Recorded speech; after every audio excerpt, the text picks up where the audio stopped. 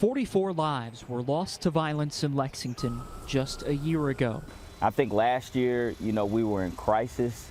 It was a political year, and so we weren't really working together as I would have hoped. With a few months still left in 2023, the number now sits at 14. And shootings have dropped nearly 30% year over year.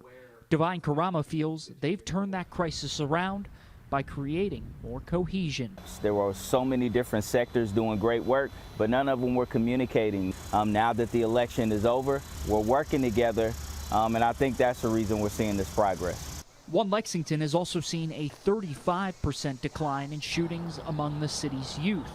As kids go back to school, Karama is hoping they'll seize the opportunities it can provide. School can kind of be that catalyst to whatever future it is that you want. Quickest way out of poverty, quickest way out of a tough situation is education. And keep them away from bad influences. You learn how to resolve conflict in a positive way. You learn how to accept advice and accept help from others. While the numbers are trending in a positive direction, Karama notes it's nothing to celebrate.